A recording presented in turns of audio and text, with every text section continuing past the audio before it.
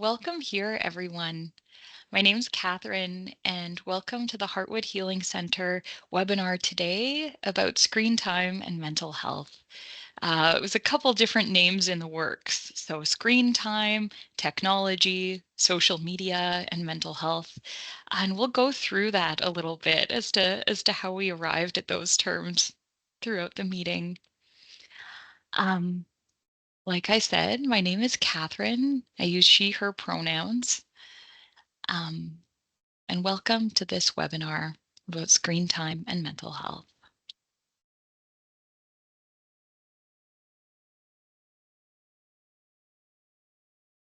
We'll start today with the land honoring. So with gratitude, humility, and respect, we recognize and honor that Heartwood Healing Center offices are located on the traditional territories of the Anishinaabe, the Innu, and Oceti-Sakowin, and on the homeland of the Red River Métis. We recognize the historical and ongoing violence of colonization, respect the original treaties made to live respectfully and in harmony on this land, and commit to working towards reconciliation. As a place for healing, we're committed to walking with those with whom we're privileged to work and understand that Indigenous peoples have been traumatized mentally, emotionally, physically, and spiritually as a result of colonization. We commit to unlearning and learning, to building in alignment with the TRC calls to action, the 2SMMIWG calls to justice, UNDRIP, and working towards uncolonizing and anti-oppressive practice within our organization. Land honorings are part of many meetings and groups we run here at Heartwood. If you have any questions about them, you're welcome to ask or ask your therapist or anyone involved here. So here is our agenda for today. We're going to start with a bit of an introduction. I'll introduce myself. Then we'll do some guidelines for the webinar and the formatting, a little bit of housekeeping, I guess. And then we'll talk about how screen time and social media connects to trauma recovery, so why we might be interested in this topic today. We'll then talk about big impacts, so what is going on when we relate to social media. I've divided them into 4 different categories, so disconnecting from the body, dopamine, fast information, and comparison. So a big chunk of our webinar today will be devoted to those. Then we'll talk a bit about tools to take charge of our experience. In this, there will be a bit of a reflection activity, so some questions for you just to take away. We won't be sharing verbally, but that will be a chance for you to just share in the chat, and then I can respond to them maybe, or you can just reflect on that activity on your own. And then we'll have some final tips and takeaways and some questions and feedback. So that's the plan for today.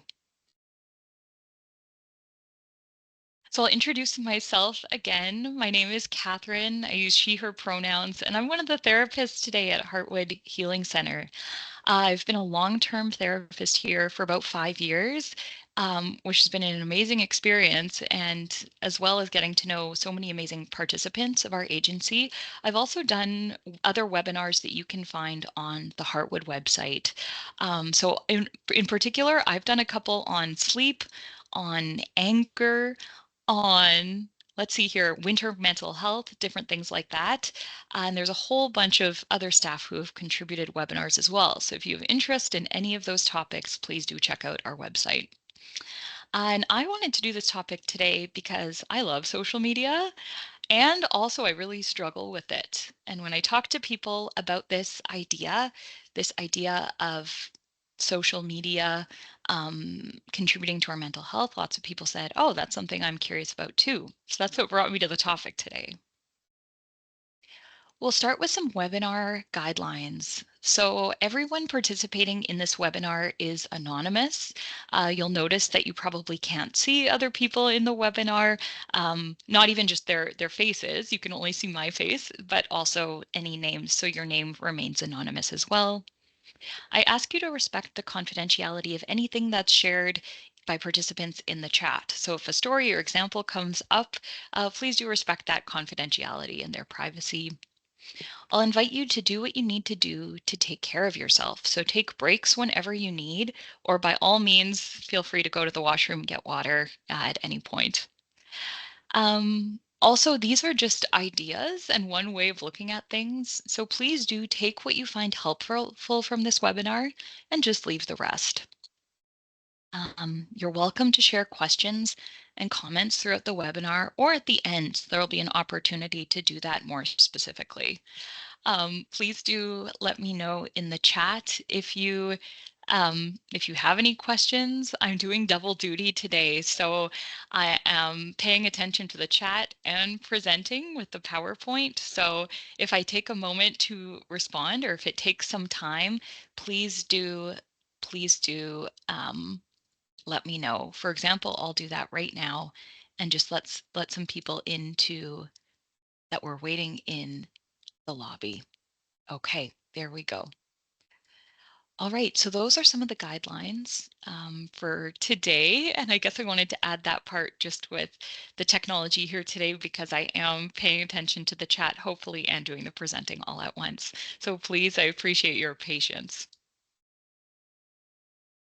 So I wanted to start today by discussing some connections to trauma recovery. So, how does our relationship to social media connect to mental health and healing and recovering from trauma of the past? So, at Heartwood Healing Center, we work with people who have experienced childhood trauma, and we understand here that trauma can impact our ability to feel connected to the present, to other people, to ourselves. So, that sense of being connected, but also our sense of control over our experiences. For some of us, healing looks like feeling we have more control. We are able to take charge more of our lives. So improving our social media relationships, or sorry, our relationships with social media might foster more connection and increase our sense of ownership of our own lives.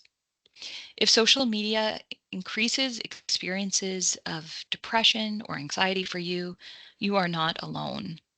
And again, I'll come back to that idea of trauma.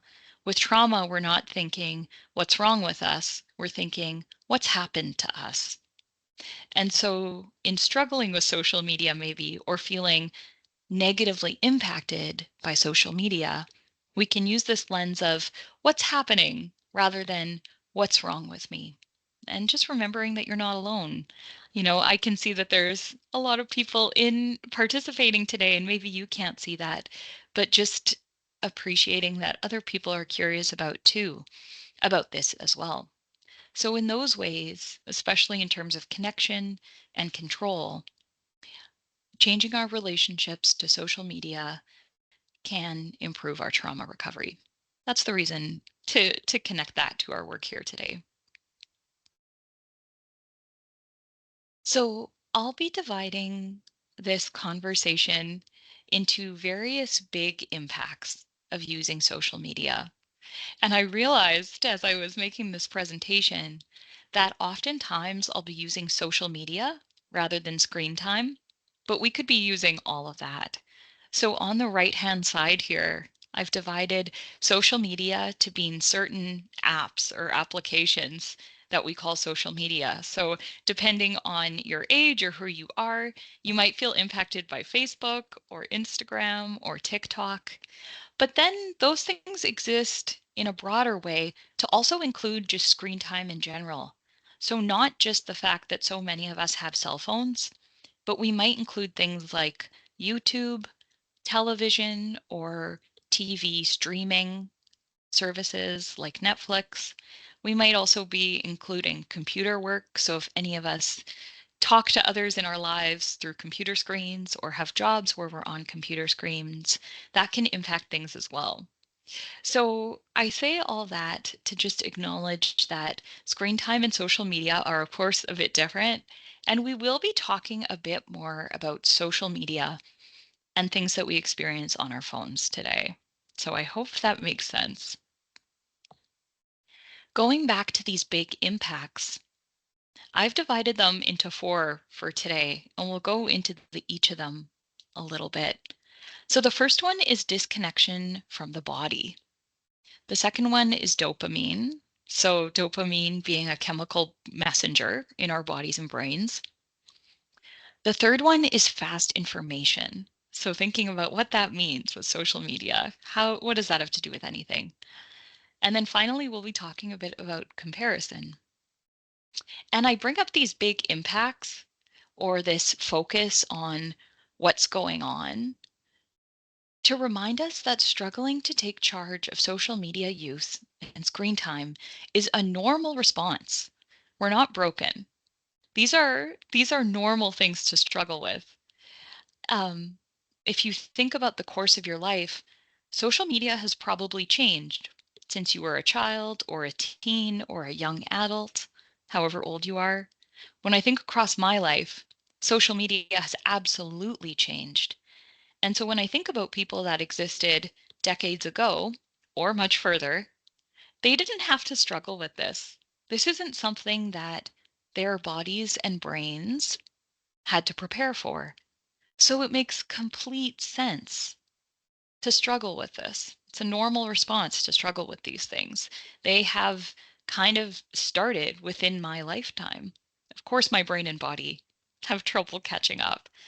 And so struggling with these things is pretty normal. We're not broken.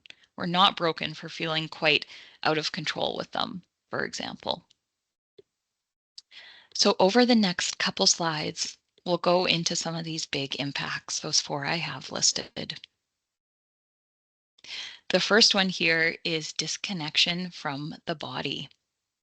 So social media can have many connective functions or connective uses. Um, Many good things, but a main function of using it is information gathering. So by that, I mean just taking things in. Taking things in. This focuses on it as a mental process, but emotions are actually physical processes. You know, when we feel angry, we might get a furrowed brow, or if we're sad, we might cry. And if we take in stressful information, for example, stress is a body-based response that needs relief in our bodies. We actually need to shake it off. Taking in so much information, which is a lot of what social media is, just taking things in, it really engages our brain. But then stress and emotions actually live in the body. So they end up building up. And social media doesn't necessarily solve those things. We need to actually respond with our bodies. I add here at the bottom that information gathering, just taking things in, can be its own form of coping that prevents us from taking action and doing things. And I'll just share the example. Reading posts or watching videos about cooking is very different from actually cooking. If I wanted to learn how to cook pancakes, for example, it would be great to watch some videos of people doing that. Absolutely. But until I actually do that, it's a very different thing to actually know how to flip something, develop that coordination, or how much effort, what kind of touch to use, light or heavy. Those are all body-based experiences. So in that example, watching videos or reading about something is very different from actually doing it. And so in this way, information gathering is very different. And maybe that's not a big example, but something else might be, exercising, working out. Reading about working out is very different from actually working out. And that might sound obvious, but I think it applies today and really shows how social media really uses the part of us that takes in information, but doesn't engage the part of us that actually does things or uses our bodies. And so that idea of disconnecting from the body is one reason why social media is a little bit strange. It's different for us. So that's an example there. I also wanted to talk about dopamine today. So dopamine, you might know, is a chemical messenger in our bodies that's connected to not only pleasure, but anticipating rewards. So getting excited about a reward. That's the chemical messenger dopamine. unpredictable rewards, so just a whole bunch of different things, a variety of things, or even something like the scrolling motion. If you look through videos on a phone in a scrolling motion, this can feel addicting. I think it makes sense that we want to use the word addiction for this, even though it's very different from other addictions. Having a mix of things, so again, that variety, it makes us take in more. So, for example, social media might have things that are really distressing, like news, current events, things like that. But it's not just that. It's mixed up with lots of things. Could be cat videos, could be, all kinds of things. And because you never know what might come next, or you might never know what's going to pop up on whatever social media you're using, that mix of things actually makes us take in more. And I have an example here. You'll notice in the photos with Munchie Mix. So Munchie Mix is a snack mix with chips and pretzels and cheesies and all that kind of good stuff. And I have photos here. So on the right-hand side, there's just a bowl of pretzels. And I love pretzels. If I have a bowl of pretzels, I'll eat a couple for sure. But then I'll be tired of pretzels. I'll be done. It'll be time for me to stop because I know what the pretzel is. I really do. And I'm done. However, if it's Munchie Mix, that idea of it's not just pretzels, but it's all kinds of things in it, chips, cheesies, what have you, it actually makes us eat more. There's some science to this. It's the reason so many of us like salty and sweet things together. It activates more of the pleasure centers in our brain. And this might feel like a funny example. And I don't know, maybe, I don't know if anybody was expecting me to bring up Munchie Mix today in this webinar. But social media is more like that Munchie Mix on the left than the pretzels on the right, because we never know what we're going to get, which makes it feel more addicting. It's a little bit more unpredictable, and there's a mix of things. I hope that makes sense. The use of image and sound have also been engineered to catch our attention quickly. This can impact our attention span and our experiences of pleasure. So I was thinking a little bit about how when you watch videos on social media, which are often called reels, they're so much shorter than watching a TV show, for example.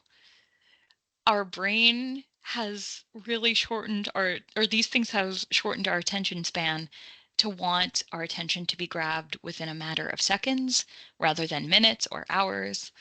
You can also see this if you ever watch old movies. So movies that came out 50 years ago were often a lot longer if you watch them. I think about watching The Sound of Music, for example, and thinking, oh, it's for kids or what have you. It's probably really engaging. And it's a long movie. It is hours, like 3 hours long. And that was indicative of the time when people had longer attention spans. And now our attention spans have been engineered to be faster and faster. And so it makes complete sense that this feels addictive. We're not alone in this. We haven't done anything wrong to have our brains respond in this way. That's just an example of our attention span changing. And so that's the idea of dopamine here. I then wanted to talk a little bit about fast information. I don't know if anyone's ever thought about this, but social media presents information and news in ways that don't have built-in limits.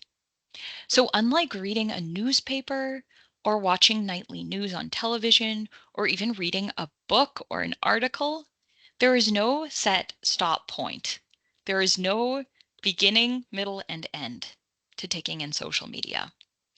So even if you're using social media for something like news and being aware of what's going on around you, that's very different from other forms of taking in news where there's an end. There's an end to the newspaper that day.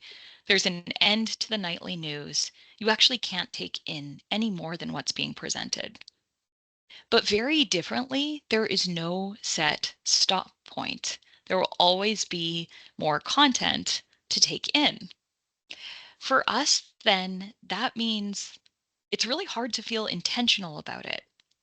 For example, if I say I'm watching a TV show, it's pretty easy to say, oh, I watched one episode or I watched two episodes. But with social media, because there's no natural stop point, we don't often say out loud, for example, I have here, that our plans for the evening are to watch hours of video reels. We didn't actively choose ourselves. And yet, this is very possible. If a friend asks me, oh, what are you going to do tonight? I don't really say, oh, I'm going to sit on the couch and watch 3 hours of Instagram videos. I don't say that because it's not a plan. It's not intentional. When it happens because I haven't really planned to do it. I haven't created intention around it. I have another food-based example for this, and it's the difference between a dinner plate versus a buffet.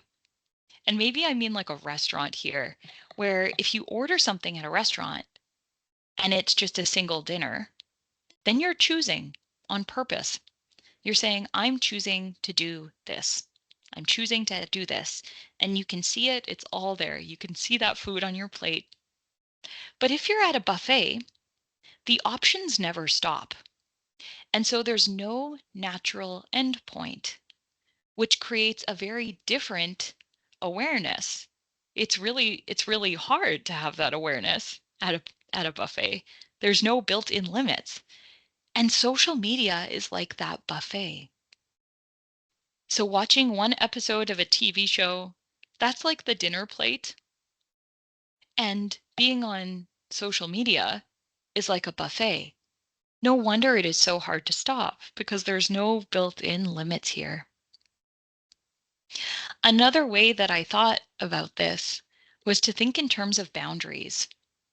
We talk so often about boundaries in the world of mental health or in the world of trauma recovery. The idea that having boundaries tells us about our needs, tells us about our standards, about what's good and safe for us. Developing boundaries can be an incredibly important part of recovering from trauma, especially if our boundaries have been broken in the past. But it's funny, we talk a lot about boundaries with people, but boundaries also exist with things. And this is a great example of that. If you're wondering why maybe you have a hard experience with social media, maybe ask yourself, do you have boundaries with this thing? It's very hard to feel in control if we don't have boundaries. And so when we talk about these built-in limits, adding boundaries might be a way to improve our experiences with them. And even further to that, if we're struggling, it sure makes sense considering there's no boundaries. There's no beginning, middle, and end. That's just how this works. Boundaries are crucial to mental health, including with people in our lives and things in our lives like social media.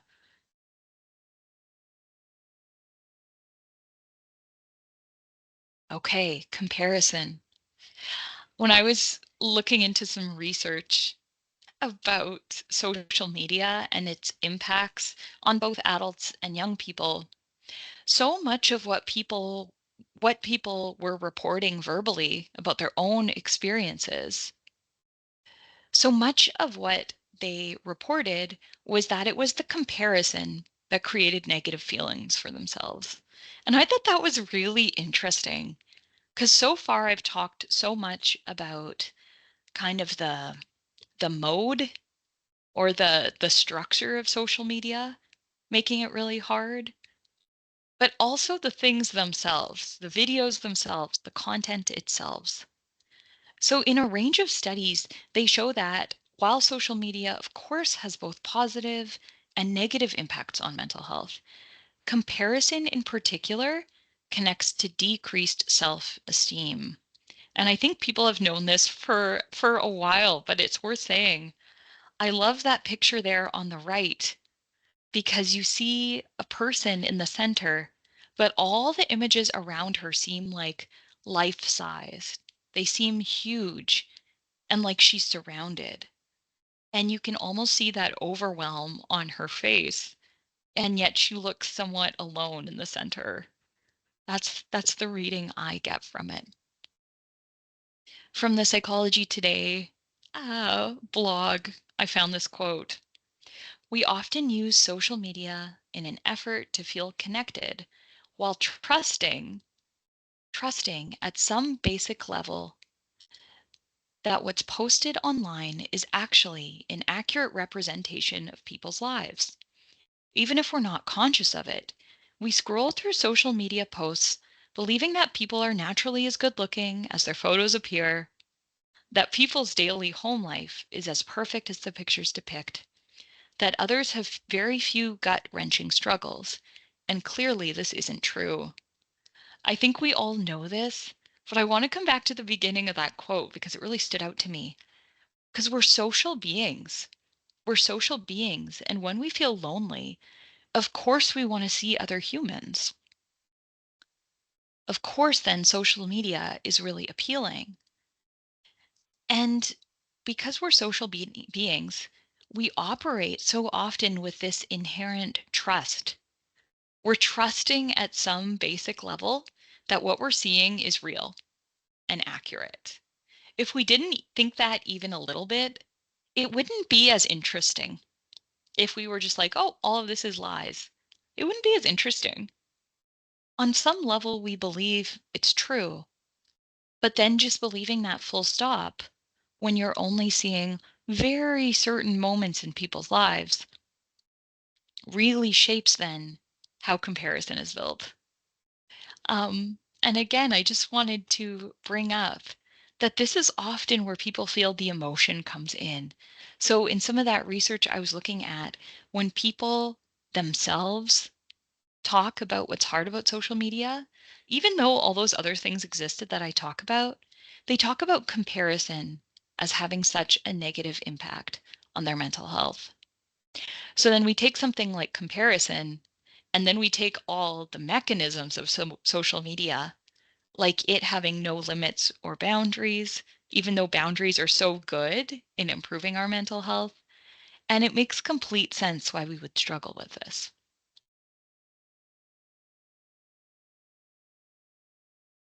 So, thank you for listening to me as I went over those big four impacts of social media.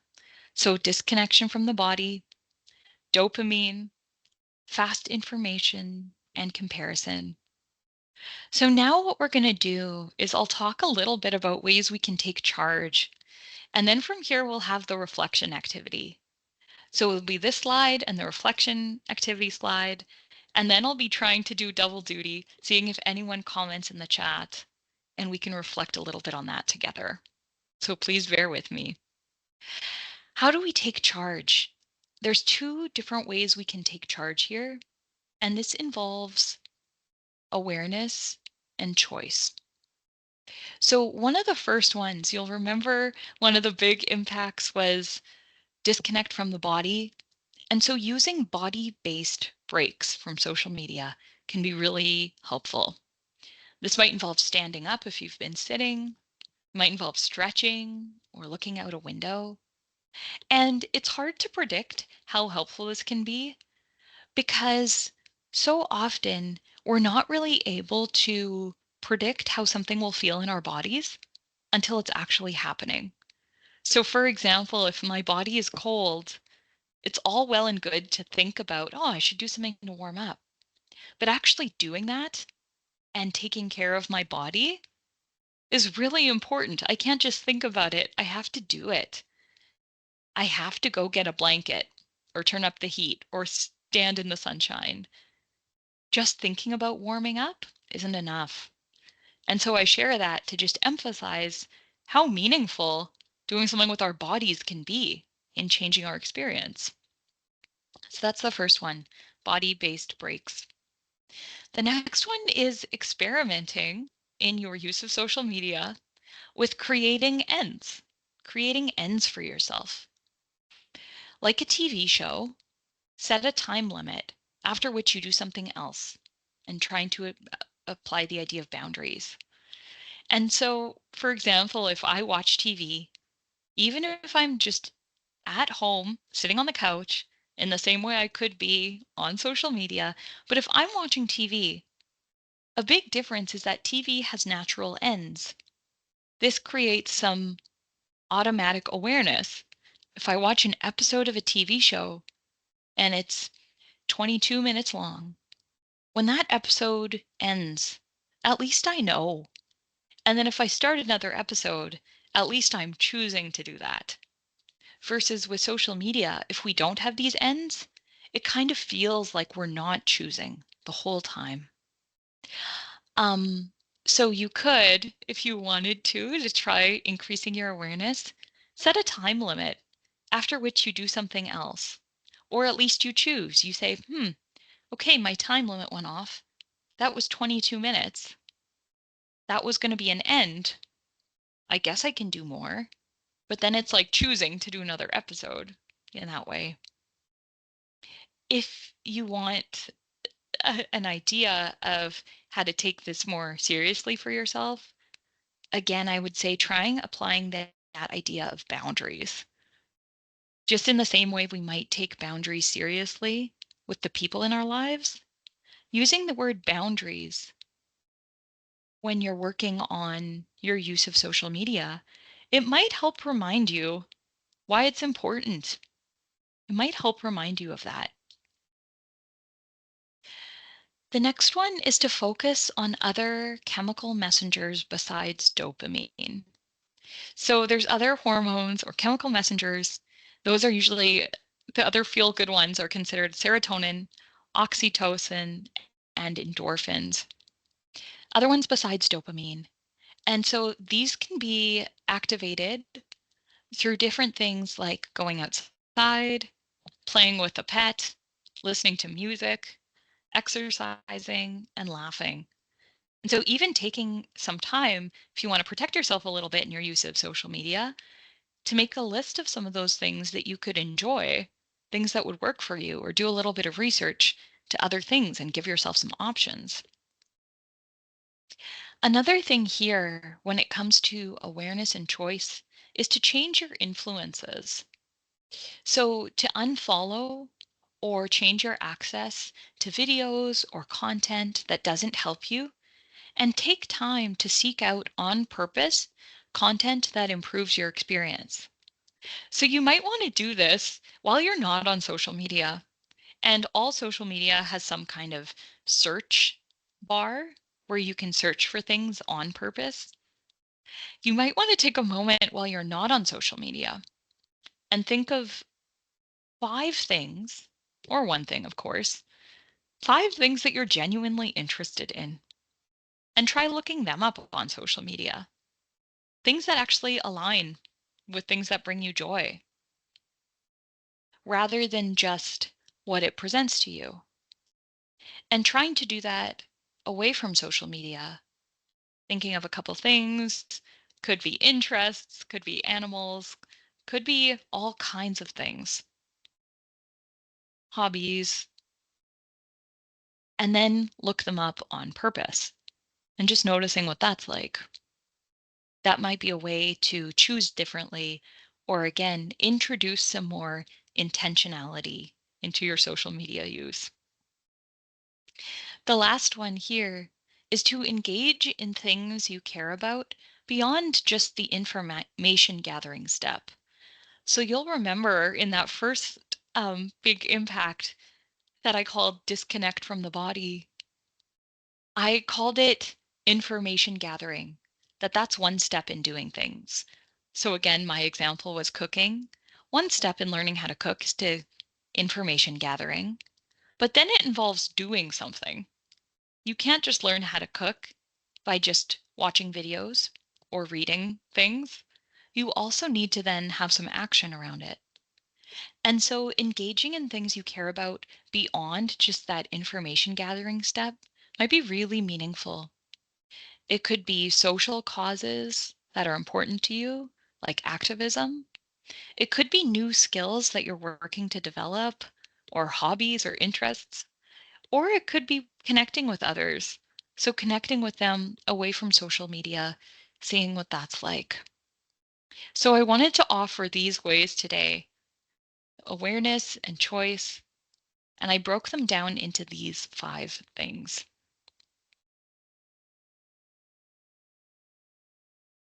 From here, we have a bit of a reflection activity. And I have called this pause the process. So while we're doing it now, while we're just, I suppose, on screens together, that's the irony of all this. I know we are using screen time together. I am, and you all are too.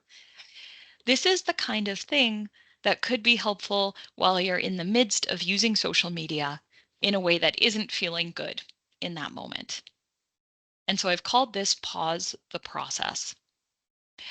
I'll get you to just take a moment. I'll read these out and feel free if you want to just think about them, to jot a couple things down. You might want to jot down the question or just the answer, or imagine when you're using social media what the answers would be. And then after that, what I'm going to do is invite people in the chat to just offer any feedback on that reflection activity. So then I'll get to hear from you as well. So I have here for pause the process, starting with self-compassion.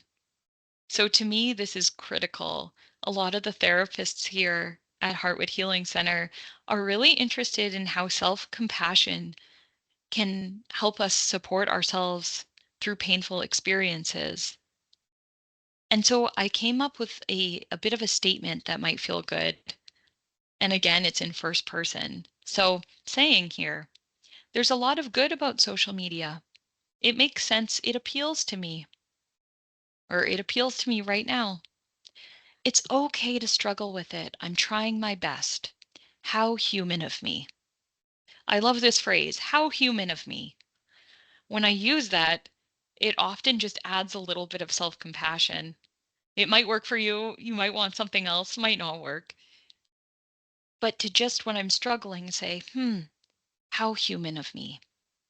So in this example of self compassion, you'll notice it's not very judgmental and it talks about the good things and that it's it validates that experience of struggling with it.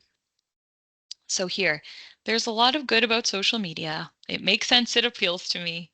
It's okay to struggle with it. I'm trying my best. How human of me. Then, after that moment of self compassion, there's a couple questions here. So, you might picture this for right now or in the middle of using social media when it's feeling negative. So, reflecting, how does my body feel?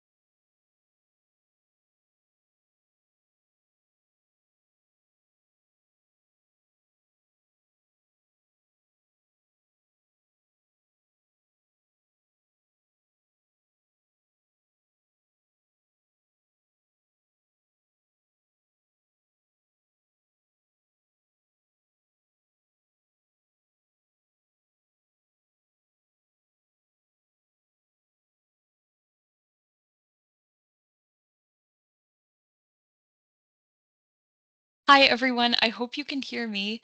Our internet cut out just a moment ago. And so it shared with me that the internet went out, and I don't know if the meeting paused, but I'm really hoping that you can hear and see me now. I am so sorry for that interruption. I'm wondering if anybody could just write in the chat. Oh, okay. I have some I have some comments here. Thank you so much. We're getting through this together. Okay. Apparently, can people see just hearing me? Ah, okay.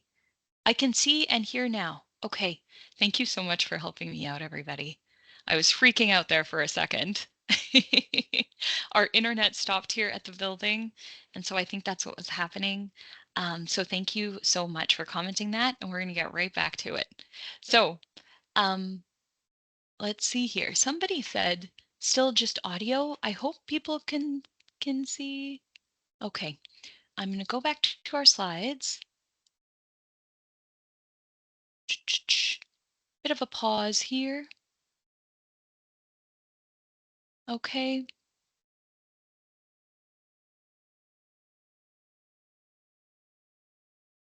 Okay. So I think right now we're back at it. I hope I hope that's true. I know this is where we were at. Thank you so much for being patient with me, everyone. So I have here, I know we had gone through, I had read through that self-compassion piece. I think that's where we left. So if I'm wrong, please do let me know in the chat right now. Otherwise, I'm gonna continue from where we were. Okay, so right after that self-compassion piece, I have a variety of reflection questions. So the first one here is, how does my body feel? Again, getting back into the body. So for me, I always start with my forehead, because when I'm stressed or anxious, I get all this tension right here in my forehead. That's just an example. That's what I notice. All that tension in the forehead when I'm anxious, angry, all that. So I would say, how does my body feel? Maybe check with your forehead, your stomach, your jaw.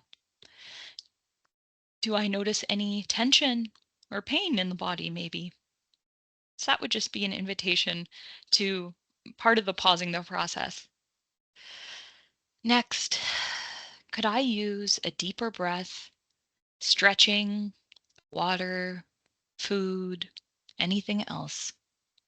So after that blip where my internet went out here, I'm noticing I could use a deeper breath. So I am taking that. It's part of connecting in with the body. You might have something else that you could use. The next reflection question is, how long have I been here on social media?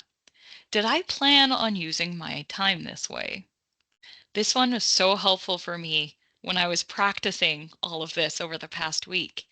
So all of a sudden I sit down and say, did I plan? I planned on sitting down for 2 minutes, and here it's been an hour. Did I plan on using my time this way? It's a great way to see if that intentionality is there. The next question is there a different way to take in something creative that could bring me a moment of joy? I think so often, again, going back, we're going to social media to feel connected, to feel good. Is there something else that could bring me a moment of joy? My examples there would be favorite art at home, maybe playing a favorite song, something like that. Then this one, could I try a different activity, even just for 5 minutes, knowing social media will always be there if I choose to return? So again, breaking this down, even just 5 minutes. Could I try a different activity, even just for 5 minutes? Stand up, go do the dishes, or stand up, go water the plants, or stand up, do whatever, just go do something else. Knowing social media will always be there if you choose to return. In 5 minutes, you can go back. But just see, how do those 5 minutes feel? So we're not trying to take away social media and just make rules that are hard to follow, but just giving yourself 5 minutes, knowing that, of course, you can choose to go back if you want. Or if that felt good, doing something else. The last one here, if I'm overwhelmed, is there a different way to connect with this content that's overwhelming me? Could I brainstorm with a trusted friend or therapist? Again, because in that moment, all you're doing is again taking in information gathering. But that's just one small aspect of life. We also have to do things. Is there a different way we can engage with this content rather than just taking in information? So, those were the reflection activity questions that I have. After this, we just move into a period of, any questions or comments or feedback. So I'm going to leave this slide up and I will invite if anyone wants to please just feel free to ask any questions or anything that you want to about this um, this reflection exercise. We'll start there. If you comment in the chat, please know that other people can't see those comments, but I'm going to be reading them out loud, just the comments themselves. So I hope that's okay with everybody. So I'll read one here. I struggle with the idea I'm doing my best. I know my screen time is limiting my life, but there I am sitting on my phone. So relatable. Sorry, I'll continue. I've gone out with friends and found myself wishing I was just at home watching TV. I am so tired from all the things, work, trauma recovery, life in general, that I find watching television is a way of self-soothing. I love this comment.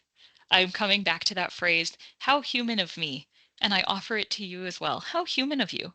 Makes sense. So tired from all the things. I love the way that you put that. That I find watching television is a way of self-soothing. I hope this person is okay with me commenting a bit on that. Um, I think watching television can be self-soothing in a way that's quite different from social media use. And I hope you're okay with me saying so. But with some of these things, TV is a little bit different. And so maybe when we talk about some of those big impacts that I came up with, a lot of those actually don't apply to TV. TV is different. So, for example, TV, it's longer episodes. It's not that super quick dopamine we were talking about. There's natural boundaries.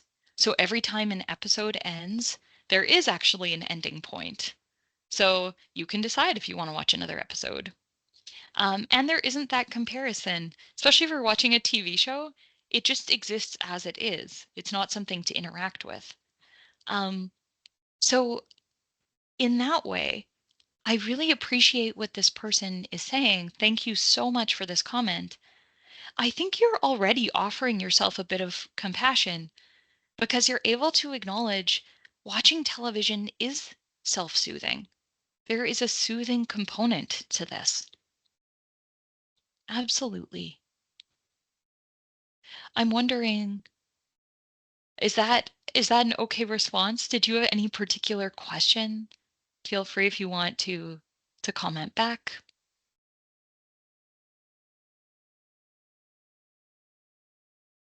I also just have a comment here about the timing. So just let somebody also commented. I know that this meeting technically goes till 12:30. We'll probably end around 12:15. So we often say 12:30 just so people don't plan something, but I could see us ending earlier than that for sure. Um, you're also, of course, able to just end whenever you need to. Please do whatever works for you. And this person just says thank you. So you're welcome. Does anybody else want to share any reflections from that reflection activity or any questions or feedback for now? Please do comment just so that I have something else because it's just been a lot of me talking here.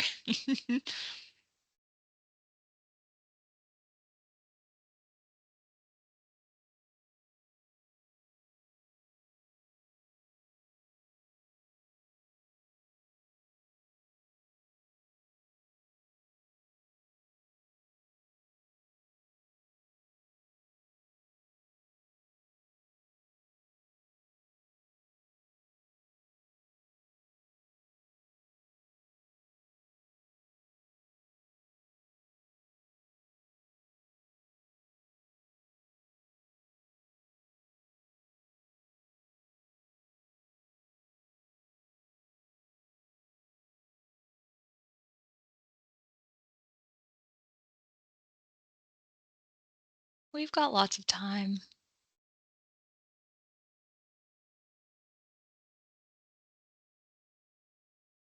Sometimes when I do a webinar, I have someone co-hosting it with me. And so this is often when we make small talk, but it's just me.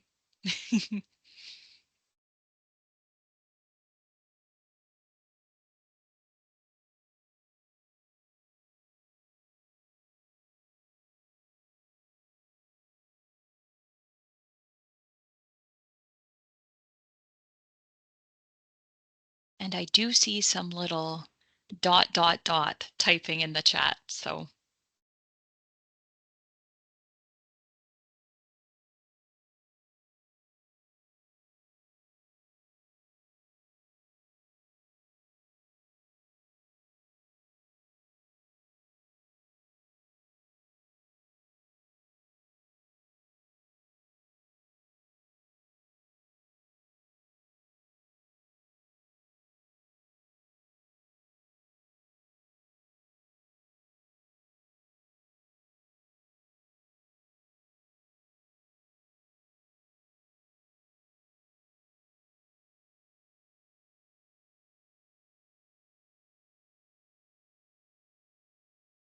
as we take this time and people are typing, feel free to just do that reflection.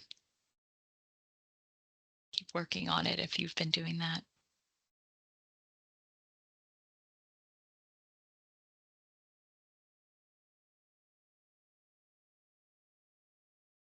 Hmm. There's a comment here where somebody is talking about experiencing guilt or sadness. And they end their comment by saying, I know it's my fault, but I'm only a human. I'm not perfect. And I want to thank you for your comment as I read it. And I think, guilt and sadness are absolutely human emotions. I'm wondering if this came up when I brought up self compassion at the end of the webinar here. I made self compassion that first part of the pause the process reflection. And I want to invite this person who's experiencing guilt and sadness. Um, I want to thank you for sharing that. That's a really painful experience. I'm wondering, on our website, we do have a webinar about self compassion, and you can watch that one kind of at any time. I didn't facilitate it, so I would be really curious on those therapists' perspective on how to work with self compassion when we're experiencing something like guilt or sadness. I hope I'm understanding you correctly here. That came up when I brought up self compassion in the reflection activity. I'm getting the sense that's why this comment came up. So thank you.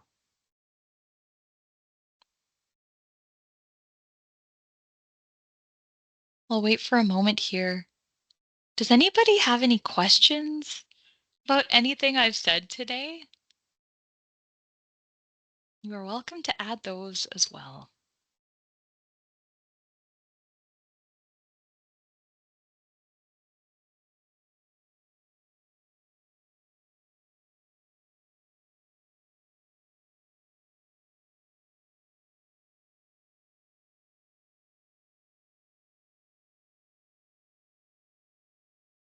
I really appreciate you all taking time out of your day to think a little bit about social media, screen time.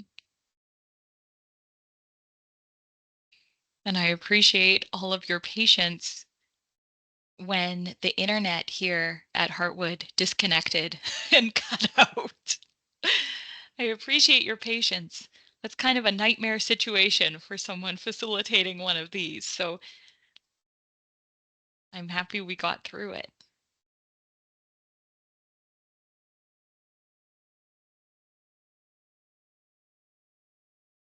So I'm not seeing anything else. I'm going to move on to the next slide just some final tips and takeaways. And I had these reminders here just because I don't have any other content to share today. But just these reminders that feeling out of control with social media is a normal response to an intense modern situation. Earlier in the presentation, I was reflecting a little bit on how much social media has changed within my lifetime. So, no wonder our brains and bodies are not really equipped for this. Makes sense we struggle with it. And that adding in awareness and choice can help us feel more in control of these things. That's why I had all of my food examples, like a buffet versus a dinner plate. Um, and then the other idea here that slowing down, connection to the body, slowing down our pace, and avoiding comparison can create meaningful change for ourselves. Those might be some opportunities to change things, change how we experience social media. And so I want to thank you all for attending today. I'm so glad that you were able to be with me as I shared about some of this, and thank you so much for offering your comments. I'll leave it up for a minute, so we won't let end yet. Does anybody else have any comments or anything? If not, what I'm going to do is just say, there's a QR code here right on the screen. So hopefully on the slide, you can see that QR code. If you're able to, please do activate that QR code or I guess use it to go to our survey for this webinar. And please let us know how you found the webinar, especially because it was just me. And so it's really important. This is just my perspective. It's really important to hear from you. If this was helpful, if it wasn't helpful, it's really important to our center. What I'm going to do also is I'm just going to stop sharing my screen and I'm going to quickly post in the chat here a link. So if you don't like the QR codes, what I'm going to do right now is just post it in the chat. And I will please invite you to, if you're at all able, to just click on that before leaving. It's anonymous, and it's just a way that we gather feedback when we do webinars like this. So we'll just stay here for about a minute more, and then we'll end a little early today. Unless, of course, there's some more questions.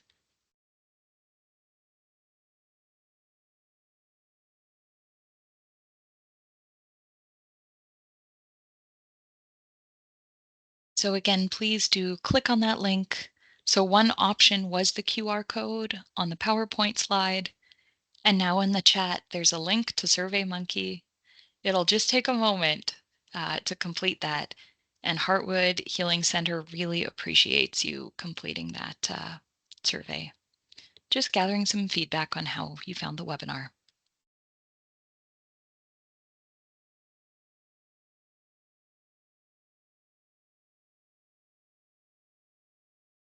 So if there's no further comments or questions in the chat, thank you so much for spending time with me and attending this webinar on social media, screen time, and mental health. Please take care of yourself today. If this brought up any painful feelings, please try to give yourself a break if you at all need that. And I hope that everyone enjoys the rest of their day. So I will end the meeting here and take good care. Thanks for attending.